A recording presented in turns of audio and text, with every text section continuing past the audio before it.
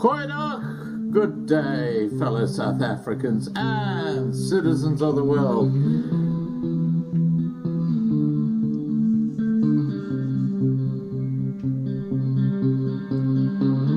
I've been looking around for salvation. I've been looking around for the truth. All around me I see frustration, and I looked all over till I found you. I sit and listen to your stories, and you're telling me, please don't worry. Lot in this world you should know, and love in life is where you should go. If you're looking for somewhere to go, if you're looking for someone to know, if you're looking for someone to guide you, the love in life will guide you.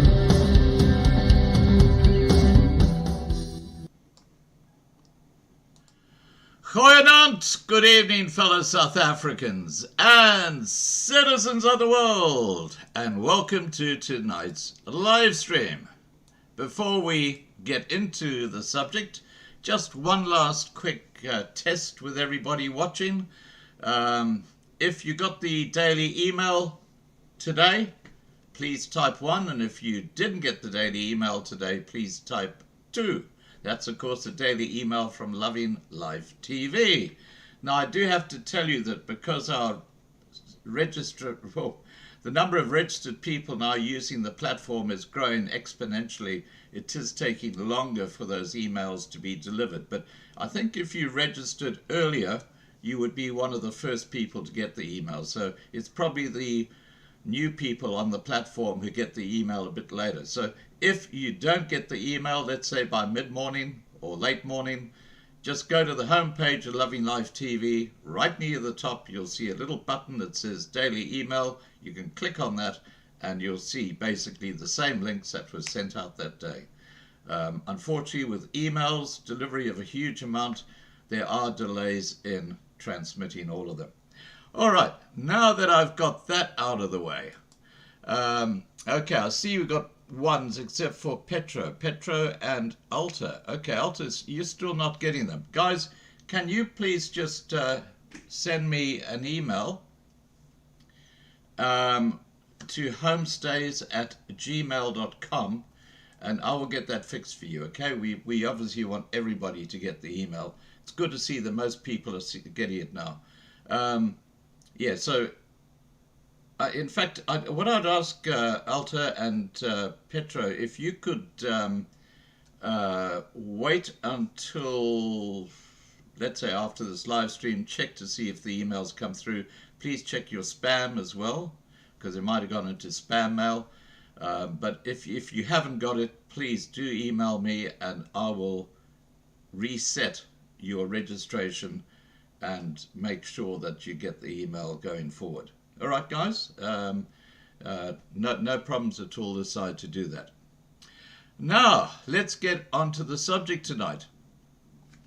Have you noticed how my slogan, Citizens of the World, is now appearing in more and more videos on YouTube?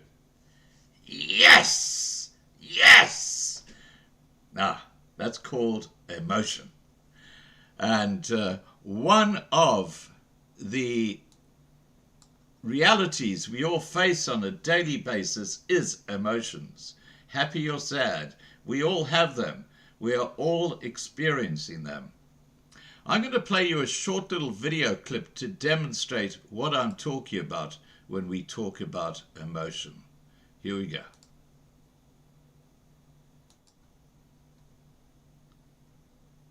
Love you this much. How much is this much? This much? This much? This much? From there to there. There to there. I'm so good at pictures. What? To my bonus dad, you didn't give me the gift of life. Life gave me the gift of you. Thank you for loving me as your own. Since you're marrying my mom, I'd like to honor sharing.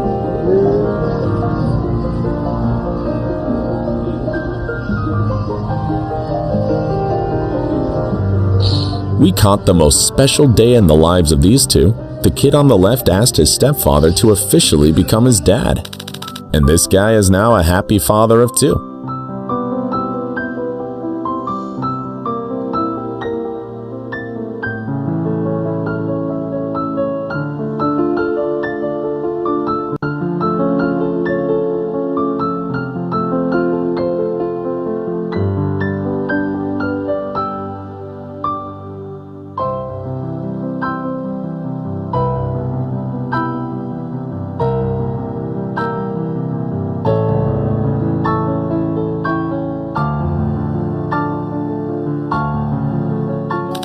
The owners of this store decided to give... Now, if you haven't got tears in your eyes, I don't know what's going to bring tears to your eyes, but isn't it amazing how emotions just flow from person to person?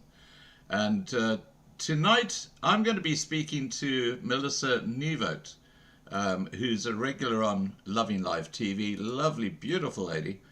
And we're going to be talking about the subject of emotions. And we cover just about everything on Loving Life TV. You've got to admit on that. But let me get Melissa on and let's get the show on the road, shall we? Here we go.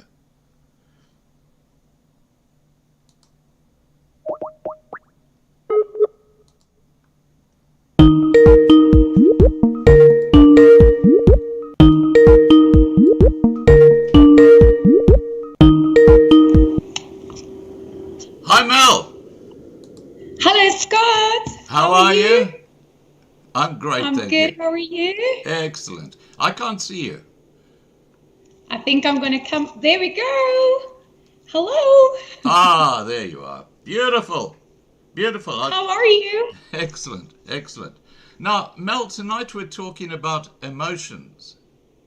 Correct. Yeah.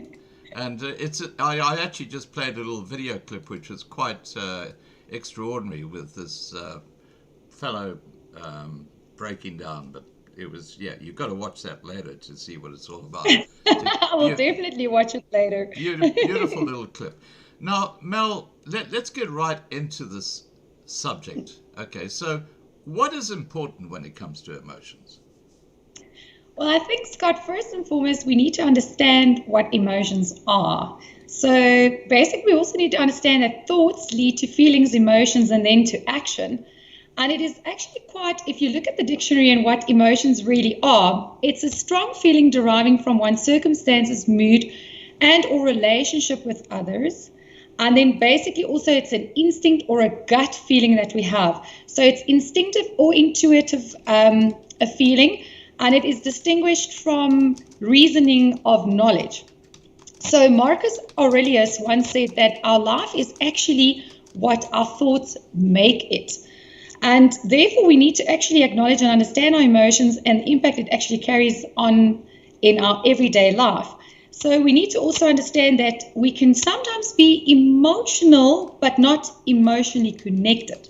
Or we can easily give our heart, but then to be emotionally involved can be very, very hard. And it also brings me to Tori Eliot, or Eletto.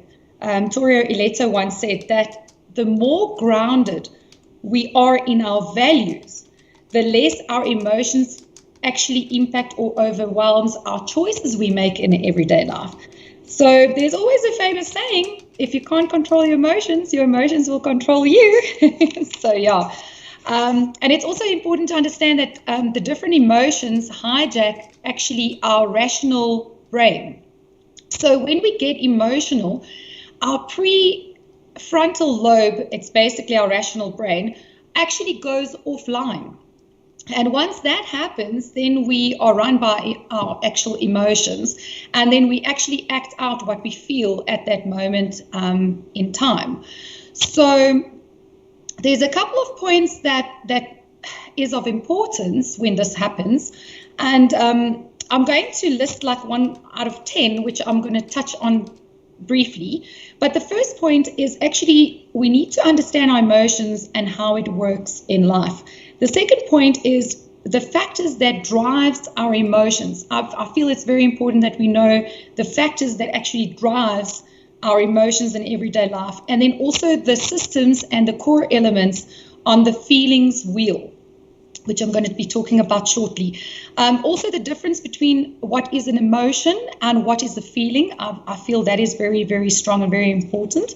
And then also the qualities of emotionally available people. So when people are actually emotionally available, what do they do and what do they look like and how do they act? And then identifying when we as people need inner help with our very own emotions and when we need work on that.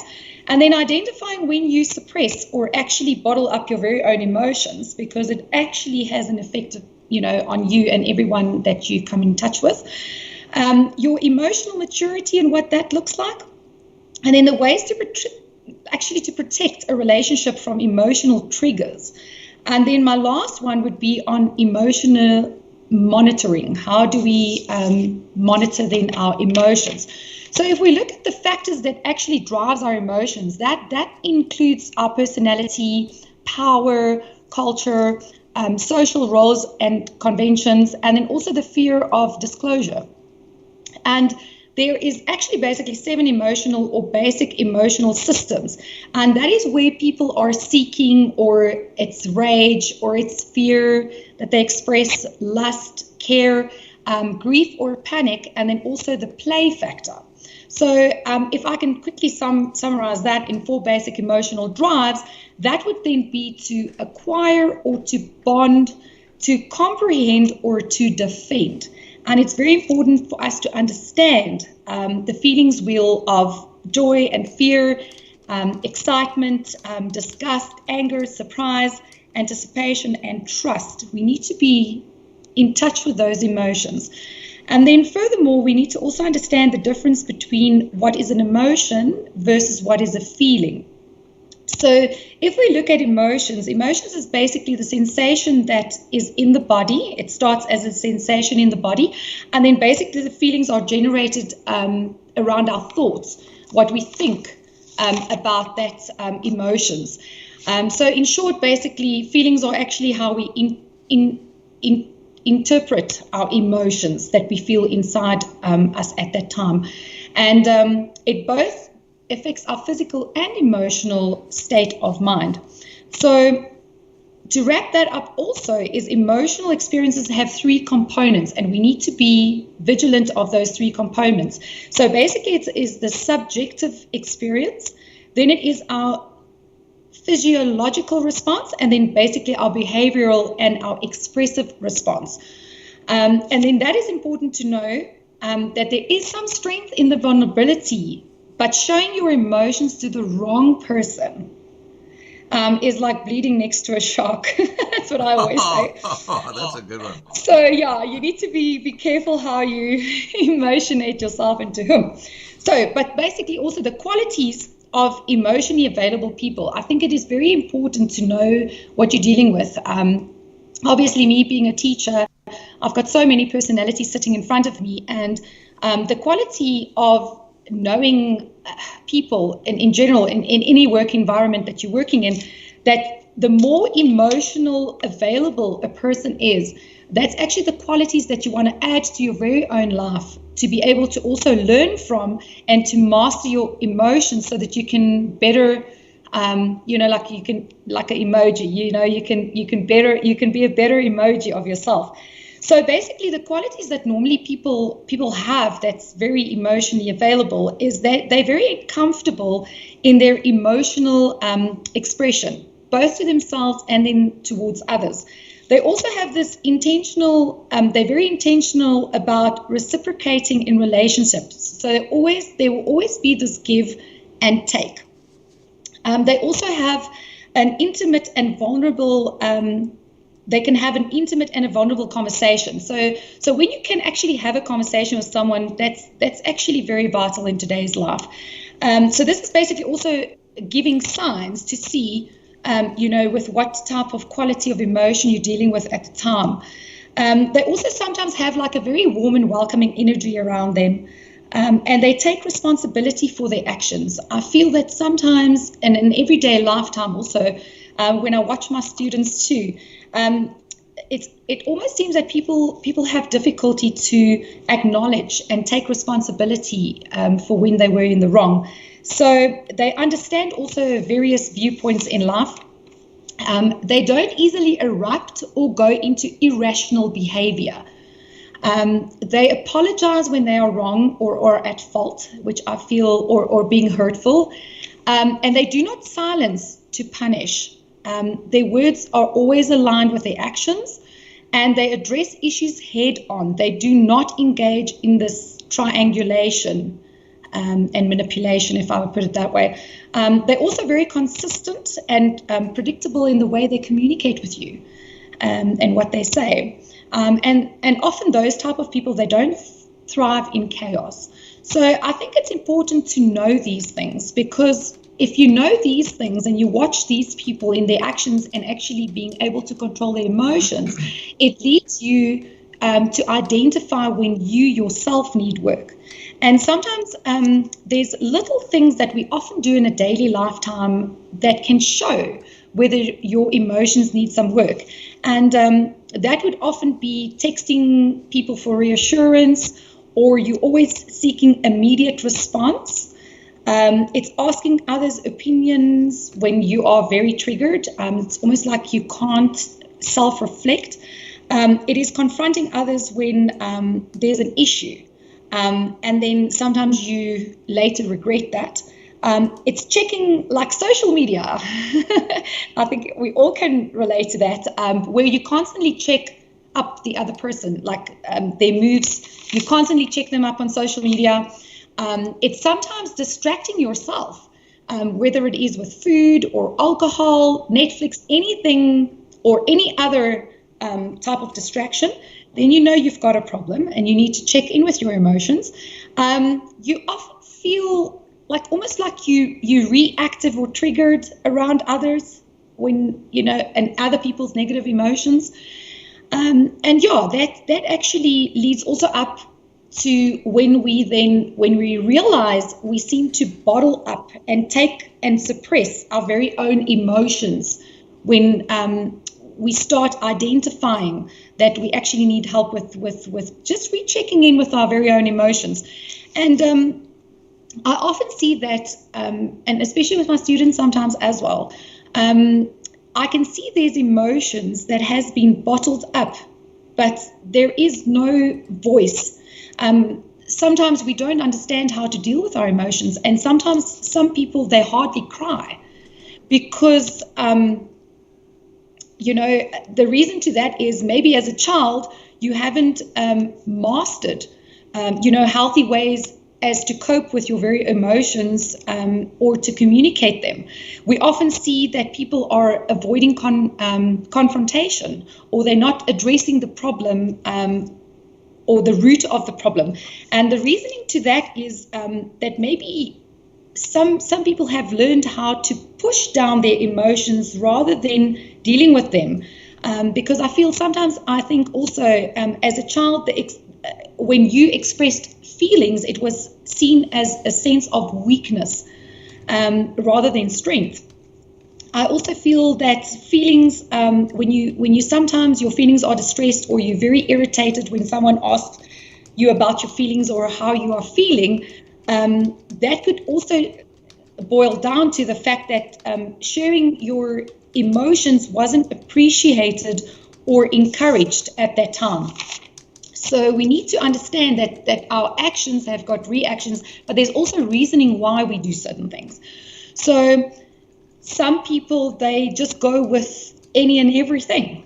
The reasoning to that is maybe perhaps as a child your needs or wants were not important, and that led you to silence yourself. Then I also feel that sometimes we feel very uncomfortable around highly emotional people or situations. And the simple reason to that is that you taught yourself that emotions are actually unsafe. And I used to say, the more people know about you, the more they can use against you. But sometimes it leads to a lot of discomfort.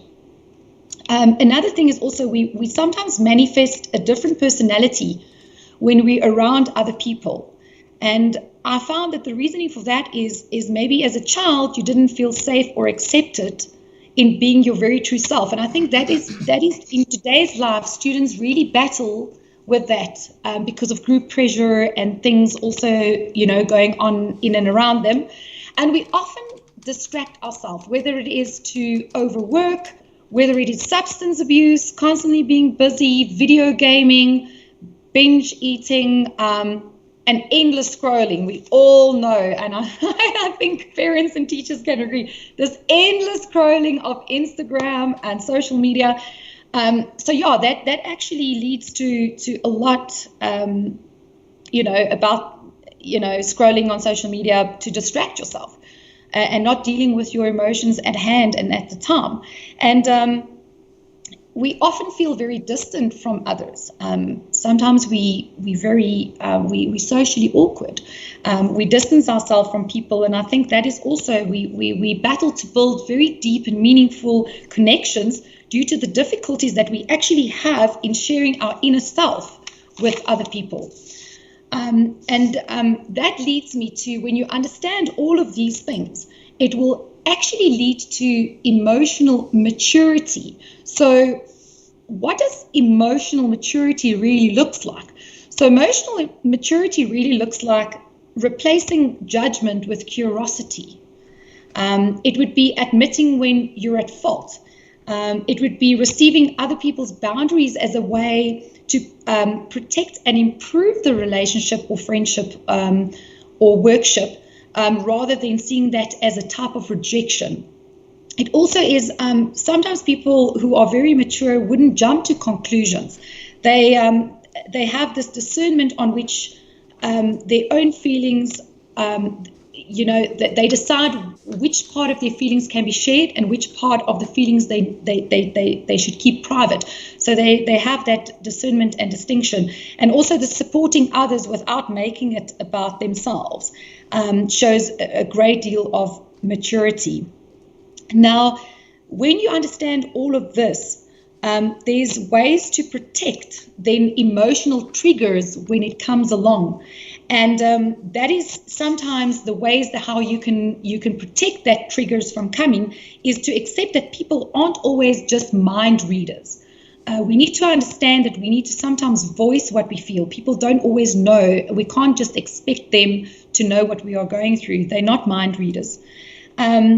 It's to recognize the triggers from past relationships that could be added into your daily life subconsciously.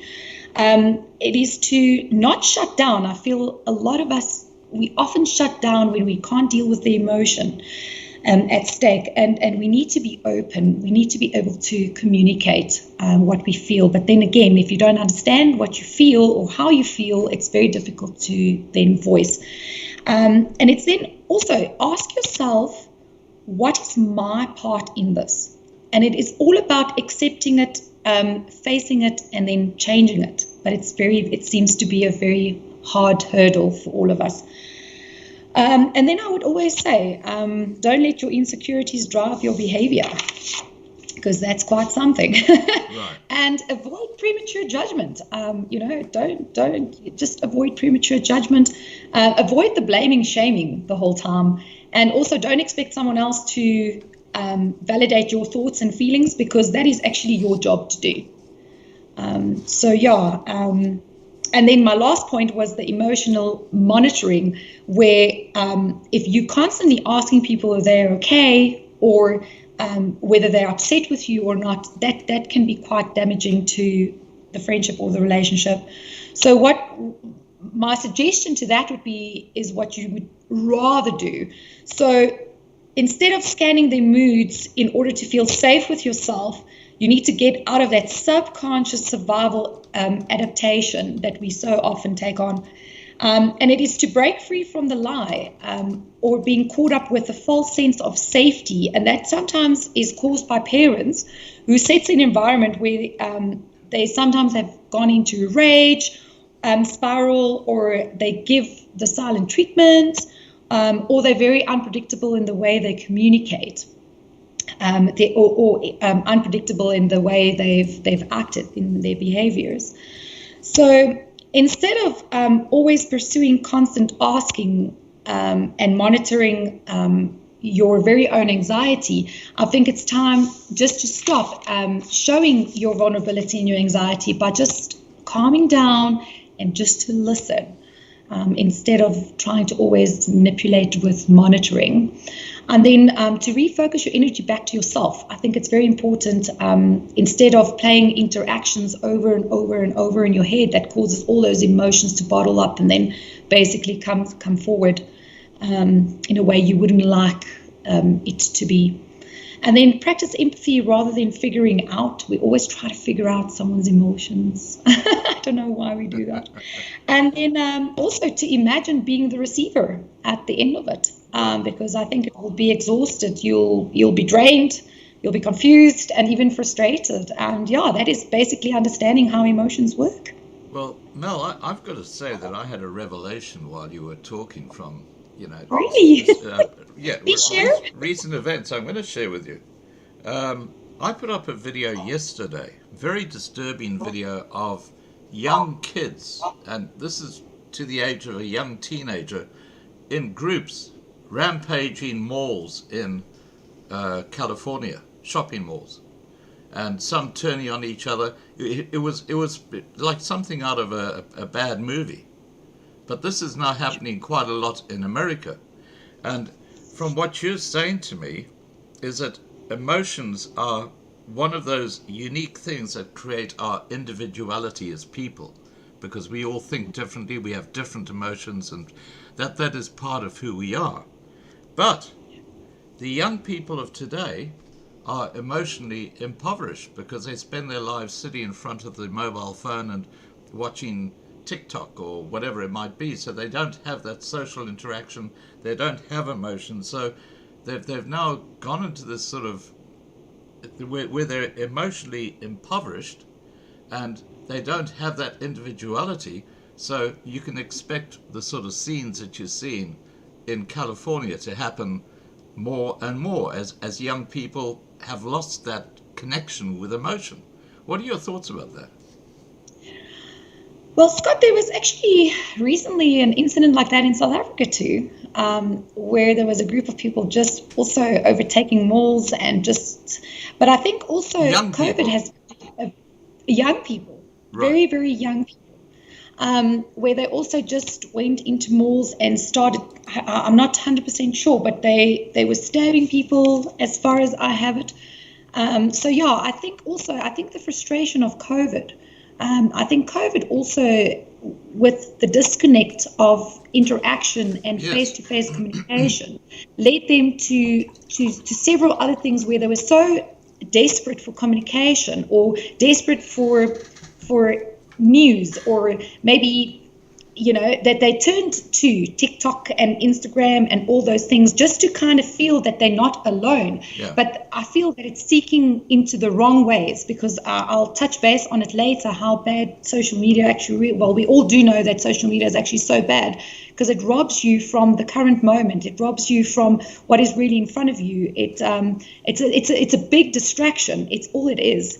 There's some valid information. There's some great things that you can master on it. But I think if you make it your God, you've got a problem, because too much of one thing is never good for you. But I think they get so attached to it and they get so involved in it constantly that they lose themselves within the stories of the lives of other people, that they forget to build their own lives and their own dreams, which I feel, that's just my take on it. It's terrible. It's terrible. Yeah, look, I just look at the youth of today and I just say, wow, Houston, we have a problem. But Yes. look, just another little point before we move through some of these other aspects. One of the strongest emotions is love. Correct. Now, how does love at first sight happen? Because I think everybody listening here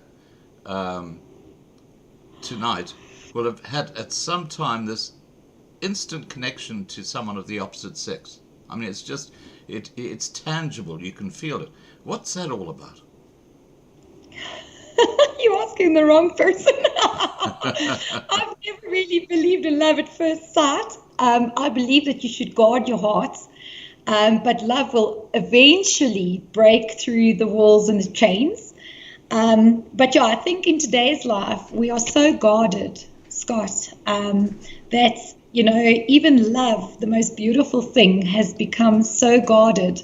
But even if it's the most beautiful thing there is, love at first sight, it depends. I think it depends from person to person. I think if you have always been in a loving environment, because I always say kids learn through what they see, right? So, and we all have been kids at one stage and point in our lives. If love was not part of your household, it would be very hard to believe in that, I would say. But if love has always been part of your home, it would be easy to love. But in my situation, I've loved and I was let down. So it becomes a sense of a guard and a wall that you put up at some point. I can't speak for everyone, but I can speak for myself, that you block that out. And especially my emotion towards what love should be at first sight, I've actually conditioned myself to think that I should be more guarded because I don't want to get hurt again. So it just depends. But I think true love, when love is really true and pure, it is felt. And there is no explanation as to how to describe what a wonderful feeling it is when you have discovered it. But it's very rare. So if you find it, keep it. Yeah. That's all I have to say. Absolutely. Yeah. And what you've actually demonstrated there is how individuals all have different emotions. And that's what makes us individuals, because you have a different perspective on love to other people. And that is beautiful. That's what makes us who we are. Now, getting back to love, why is it important? Sorry, getting back to emotions. What am I talking about? Well, I think if we don't regulate our emotions properly, we normally would slam doors, we break things, we throw it, we shout, we gaslight, we name call, we interrupt people actually all the time, and we also give silent treatment. I think that is, in very short, what happens when we are not in touch with our emotions. Right. And look, there's no more devastating single word that a woman can say to a man than whatever. I mean, that that's a killer. There's no response to that. Well, I guess it goes both ways. I mean, but it's more effective when a woman says it somehow. I'm not sure why, but it is, believe me. It's just like you've been sucker punched. Yeah. Slam dunk. Yeah, absolutely. Now who's the punk? Okay, what the course... So Scott, basically things like if we don't take control of this, there would obviously, it leads us to the next point. There will obviously be a ripple effect. Right. Now, we've always heard that the choices we make today not only impact our very own spirit, soul, and body, but can also impact the next 4 generations. Now, Exodus 34 verses 7 says that he punishes the children and their children for the sin of the parents to the 3rd and the 4th generations.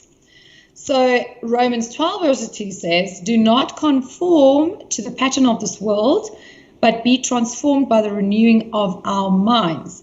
So that brings me to also, we're not victims of our biology or circumstances, but thought changes the structure of matter. So how we feel and think, like there's a saying, how we feel and think today will be the effect that we will have tomorrow. So yeah, it's quite something. It is not something. What we do today will have an impact on our future generation. It will have an impact on our future. So what we do today will definitely have an impact on tomorrow. So we need to be cautious about our emotions. Otherwise, it will have ripple effects not only for ourselves, but obviously generations thereafter to come, and our beautiful future. I wouldn't like to think that we, in our ways of not dealing and coping with emotions, will raise narcissistic future. We have to take this in consideration. Right. We need to deal with our undealt issues, and we need to get out of this mindset that we don't cry and we don't speak out, we don't speak about it, because like they said in Proverbs 23 verse 7, as he thinks in his heart, so is he. So yeah, you are designed to actually stand outside yourself and observe your own thinking.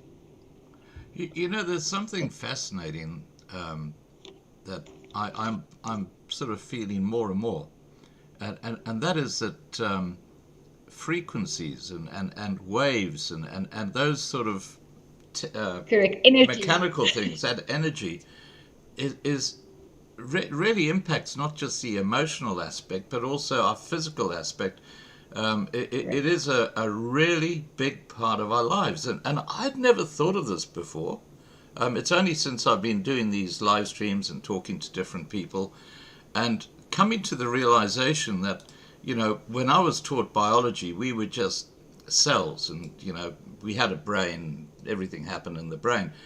There is so much more to this that we still don't understand as humanity. It's crazy. But let's get back to emotions. I'm very glad you mentioned that aspect of the brain, because we're getting there. Yeah. Okay. I recently have, I'm still busy. Haven't read it in full, but Dr. Leaf's book on Switch On Your Brain. It's actually a very, very interesting book, Switch On Your Brain by Dr. Caroline Leaf. Now, I'm getting to this book a little bit later, but right. She speaks of your way of thinking and the brain and how it works. Phenomenal book. You should really get your hands on it. But anyways, so dealing with your very undealt emotions and issues, we really need to start thinking positive. When you think positive, half of your battles are already won. And you don't have to keep digging into the past to get free from it. And I think that's a mistake I can't speak for all, but that is a mistake that I feel a lot of us are doing. We're always constantly digging in the past to try and get free from it. It's a weird concept what we do that. And I just want to voice to people out there that have got really undealt issues. I'm one of them.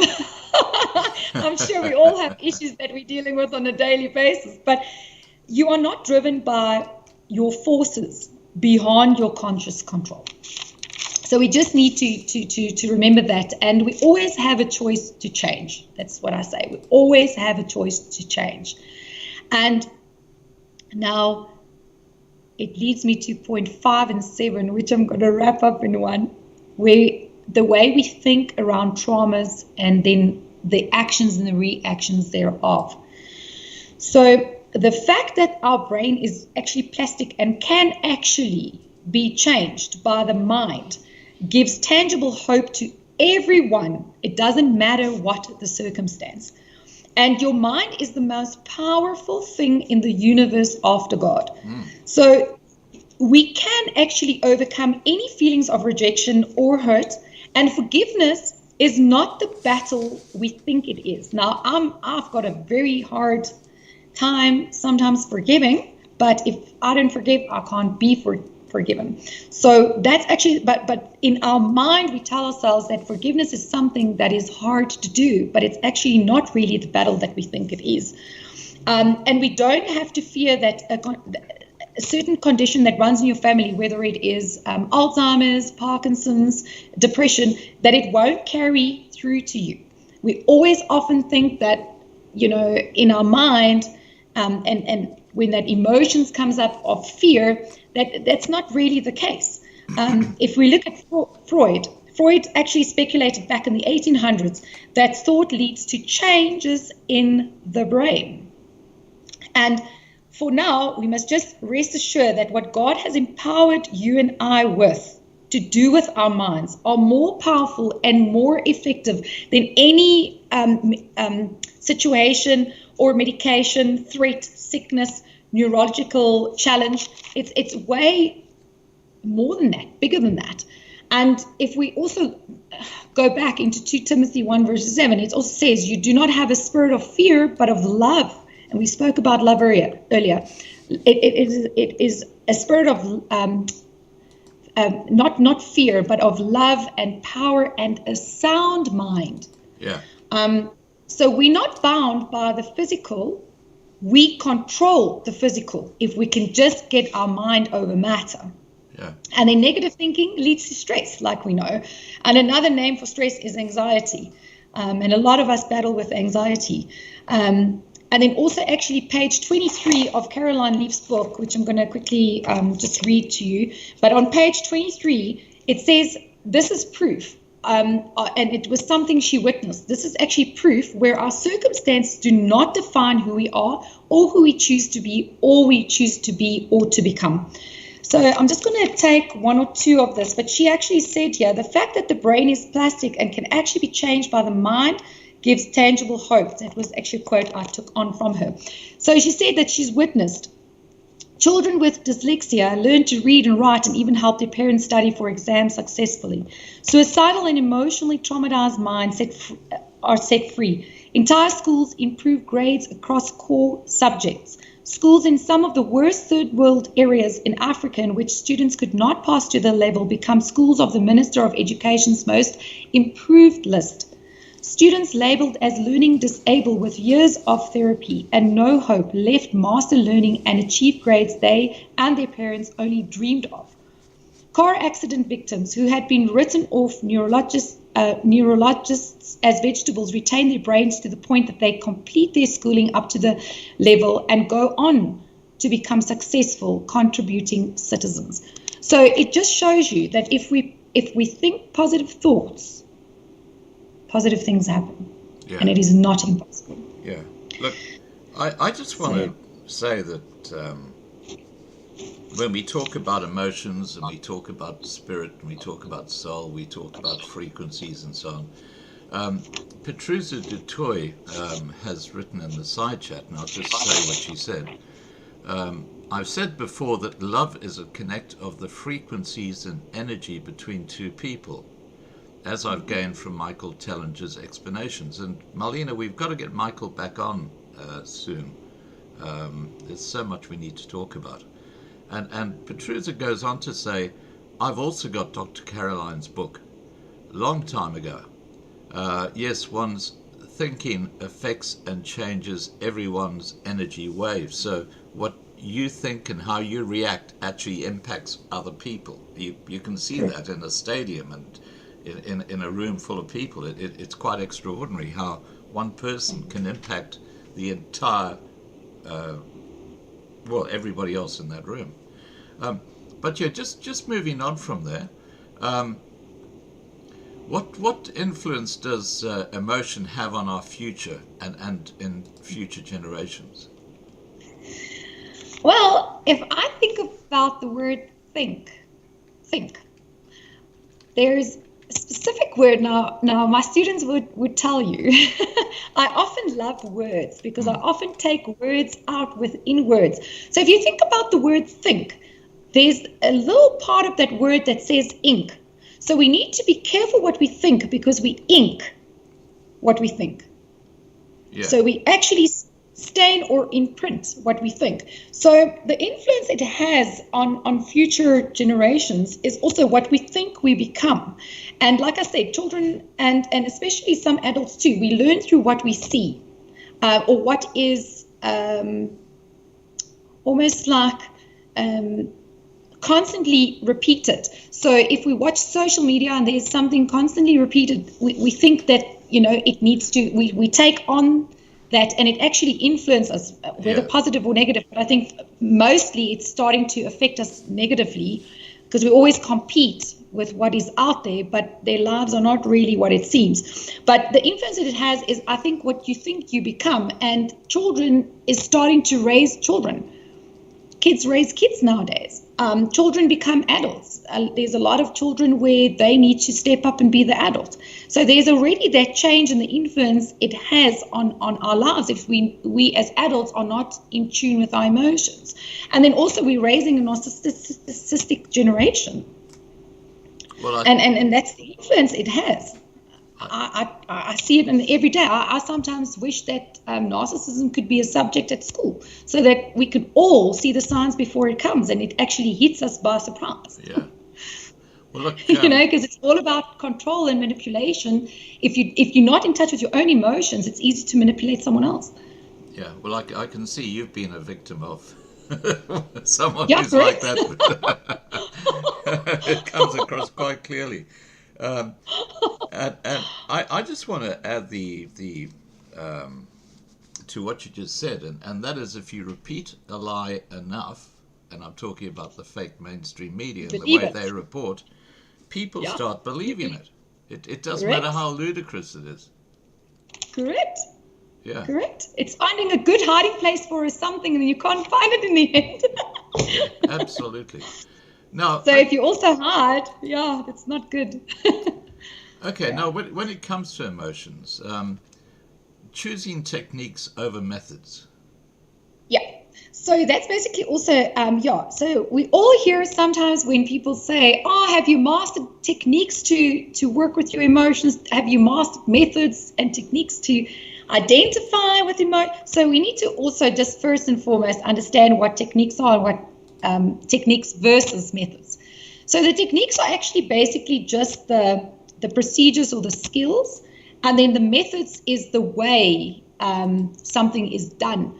So when we look at our emotions, when we look at a very healthy way to regulate our emotions, we can look at methods such as enough sleep, spend time in nature, communicate your emotions, being active, but more, whether you sing, you dance, you write, you do art, whatever that of your preference at the time.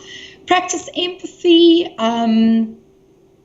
and then to cry, to cleanse, I would say, and to show up and to speak up. So those are like methods you're looking at. But when it comes to techniques would be more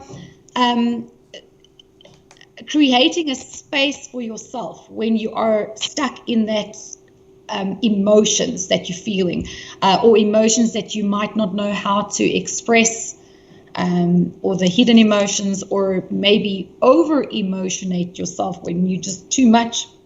Drama queens. But anyway, it's basically creating that space for yourself, just to pull yourself towards yourself, and then noticing what you feel at the time and why you feel that. I think would be a good technique to just check yourself with. It's a technique. You must master what it feels like to notice what you feel at the time and why you feel it. It's also accepting the emotions at the time. Sometimes when we go through trauma or we go through a situation, we don't allow ourselves to feel that emotion. We sometimes get busy to forget what we are feeling, or to forget, say for instance, someone have lost a loved one. We're not dealing with it. We get distracted. So I think accepting the emotion, what you feel at the time, and giving enough attention to it is a good technique. And then also practicing mindfulness while you're at it would be a good technique. And then there's different strategies that could also help, and that includes maybe identifying and reducing the triggers when it comes at the time, and then to also tune into your physical symptoms and to consider the story you tell yourself, and then also to engage in positive self-talk, and to respond better, to catch yourself to respond better, to find more positive emotions about yourself, and then also to seek a therapist when it's really needed. And I think that's the hardest part for some of us, to identify when we really need it, because we are in denial or it's our ego factor, that our inner pain body that just, and so we need to understand that these strategies, techniques, and methods all go hand in hand, but we need to practice them to put them in place. Right. Or we need to put them in place, practice them, and then it will deliver better response. Or they say if you do the same thing, you will get the same results. So change so you can see different results. So yeah. Now, Shivesh has said, Scott, I think emotion is important for health as wealth. Good emotion, correct. Bad emotion can disrupt the health. Very true. Very true. I highly agree with that. I highly, highly agree with that. And then that's again when they say when you eat better, you feel better. But I love my sugar. I'm a sugaraholic. I love my sugar. But then some dietitians would say, Melissa, cut down the sugar because sugar suppresses emotion, or it's not good for you. But I highly agree with her that it does affect your health. There's actually, in Caroline Leaf's book here, she talks about where everybody always says that cancer, when you suffer cancer, for instance, just an example, that it is passed on from generation to generation. But if we actually look at it, it is actually all got to do with your physical health that has been affected by emotions that you haven't dealt with, all that underlying bitterness and things that lies within your soul and your core, it makes you sick if you don't deal with it. Absolutely. I definitely agree with her. Just on that point, I've got to say that I use LifeWave patches, which are health. I don't know if you've ever heard of them before. No, but, no, I haven't. Oh, well, look, I'm going to get Marlena to give you a call and talk to you about it, because these patches, which you wear on your neck, or back of your neck, and what they do is they rejuvenate your stem cells. Oh, nice. So it's non-invasive. It's not like nicotine patches put nicotine into your body. It actually uses energy and frequencies to actually revitalize your stem cells. And I put up a video a few days ago where my hair back in March was grey. At the back it was grey, and on the sides it was grey. It's now gone back dark brown. I'm not joking. You can actually see it. It's gone back, and these. I can't see you, Scott. Your camera's not on. But these patches are fantastic, and Marlena now is able to walk again. She can walk around shops, whereas before she was in a wheelchair. And it's these patches. It's quite extraordinary. Anyway, let's get back to our subject here. Now, rewiring and unwinding when it comes to emotions. Talk to us about that. Yeah, I think unwinding would be a good thing. Well, seeing that I'm stuck on Dr. Caroline's book, Caroline Leaf's book currently, she's actually running inside her book. She's running like a 21-day brain detox plan, which is which would be a brilliant way of just rewiring and just realigning our emotions. But when we must understand that when we are unwilling to feel emotion and the sensation of anxiety in our body, we will basically do anything to escape it. We need to understand that. And when we then show up in that, when we don't go through that sensations and we're not aware of that emotion, we often then show up in ways we don't like to show up. And we don't like. But we definitely need to rewiring ourselves, whether it is breath work, whether some people meditate, some people do breath work, some people eat better, just to get back to the comment in the subject box. Definitely, we need to start. I can't speak for everyone because I do not eat healthily, unfortunately. But I think that if I could maybe go on a healthy detox, it might maybe change my life. I'm just have fallen into habits of my very own badly eating sweeties.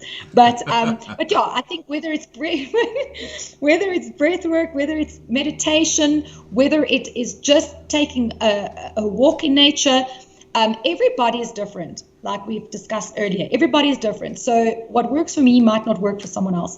But we need to just get a technique, a method, or a way, or a strategy to unwind. So I've heard something before. I was at a seminar where they said that when we do go through these emotions or anxiety, we need to acknowledge 5 things that we see around us that will distract us from that current. And some people say count to 10. I can't just count to 10. I need to count 1 to 10, 10 back, 1 to 100, 100 and back, in 10s to 100, So it works for whatever, everyone's different. But anyway, they said, yeah, you need to, maybe to just unwind.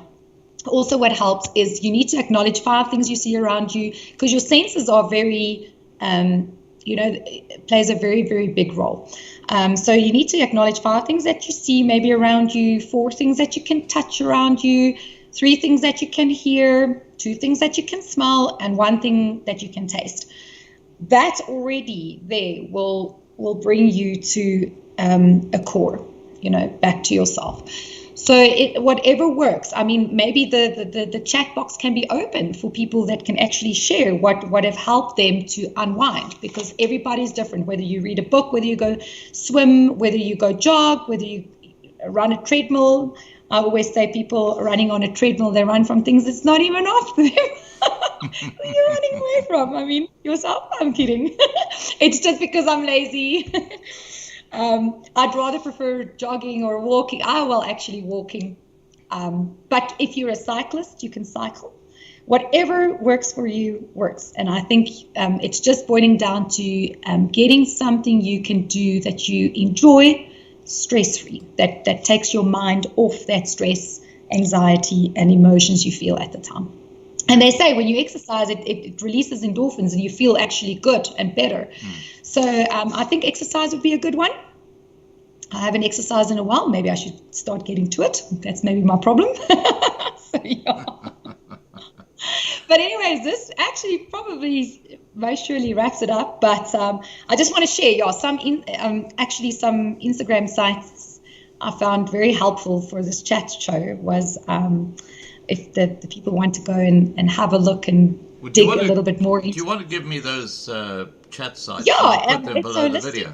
Yeah, of course. It was Holistic Psychologist, Mind Matters with Div, Rebecca Coaching, Emerlo Seaman, Emily Saunders Therapy, and then I just want to say thank you, Doriana, for the beautiful dress.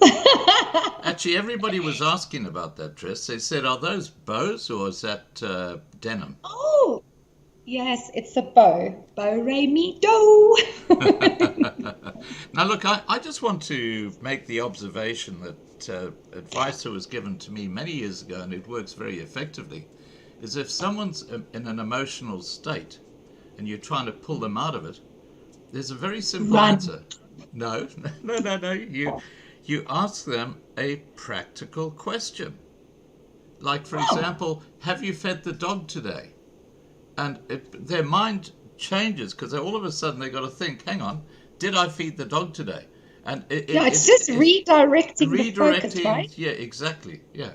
And that is incredibly effective. That's a good way.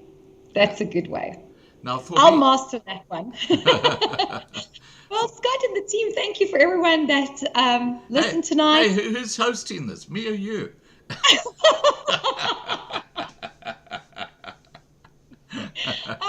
No, look. Well, I just want to say thank you, Scott. Yeah, you're very welcome. And I just want to add that when I want to totally relax, the best way to do that is to watch an incredible sunset. Sit there on the porch and just watch that sun going down, have a drink in your hand, and just soak it up, because that's an incredible way to just realize that, hey, life isn't all that bad. It's quite fantastic. Yeah. All right. Now I'm sounding like the guest, so I better shut up.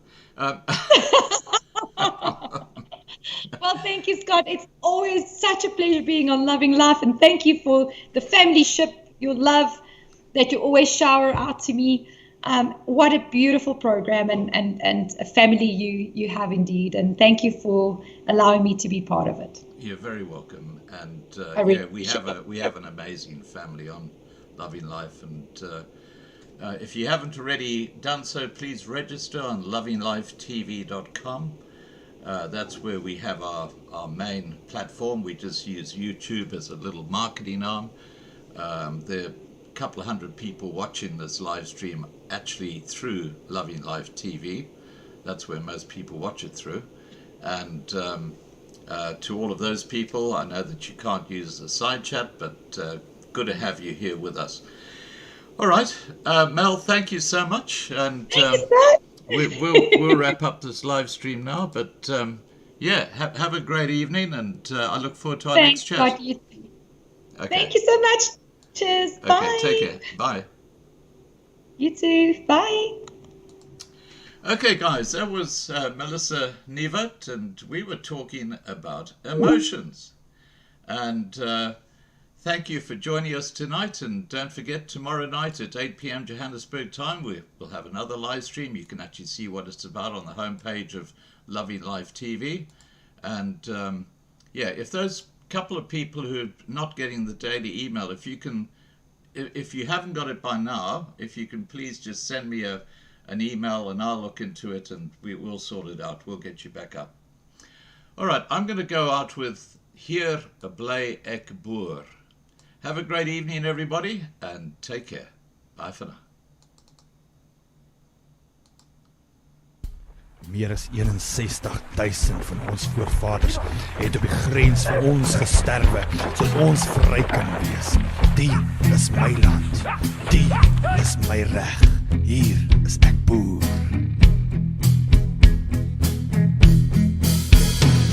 Van stof is ek gemaak en sal ek terugkeer. Die Bybel is die woord waaruit ek leer, soos die grond op die aarde. Hier bly ek boer. Soos 'n diep in die nag sal die vyand kom, maar hier bly ek staan en ek draai nie om, want jy maak my nie bang nie. Hier bly ek boer. Die is my land waarvoor ek sal veg. Die is my bloed, my sweet, my reg. Die is die plek waar my voorvaders leef. Die is my land, hoor wat ek jou sê. Die is my land, wat my mense voer. Hier bly ek boer. Soos 'n blaassam in die somer wat vreugde bring. My oupa wat maniekie kon sing, soos hy stap deur die lande. Hier was hy boer. My wortels lê diep in die grond geplant. My seun soos my pa los ek vir jou die land, en jy hoef nie te vrees nie. Hier sal jy boer.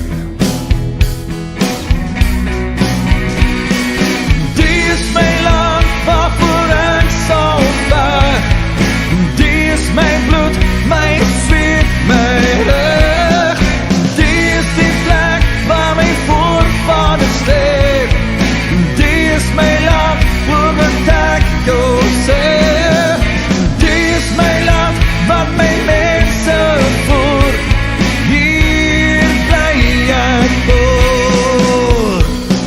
Die sal kom. Sal kom, die leeu sal kom, die leeu sal kom, die leeu sal kom, die leeu sal kom, die leeu sal kom, die leeu sal kom, die leeu sal kom, die leeu sal kom.